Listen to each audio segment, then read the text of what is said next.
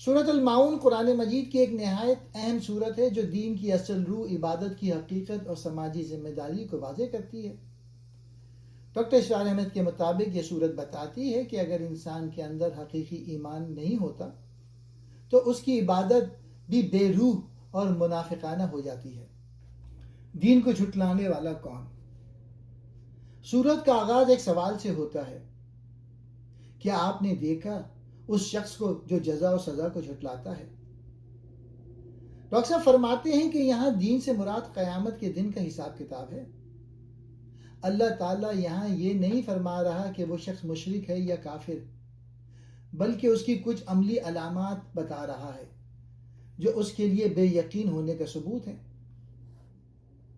عملی علامات: یتیم اور مسکین سے بدسلوکی، یتیم کو دھکے دینا۔ اس سے مراد وہ شخص ہے جس کے دل میں یتیم کے لیے کوئی رحم نہیں، جو اسے اس کے حق سے محروم رکھتا ہے یا اسے حقارت سے دھتکار دیتا ہے۔ مسکین کو کھانا کھلانے کی ترغیب نہ دینا۔ ڈاکٹر صاحب یہاں ایک باریک نکتہ بیان کرتے تھے کہ اللہ نے صرف یہ نہیں کہا کہ وہ کھانا نہیں کھلاتا، بلکہ یہ کہا کہ وہ ترغیب بھی نہیں دیتا، یعنی اس کا معاشرتی رویہ ہی ایسا ہے کہ وہ غریبوں کی فلاح و بہبود کے لیے آواز تک نہیں اٹھاتا۔ یہاں ایک حیران کن بات بیان ہوئی ہے، نماز پڑھنے والوں کے لیے بھی تباہی ہے، لیکن کون؟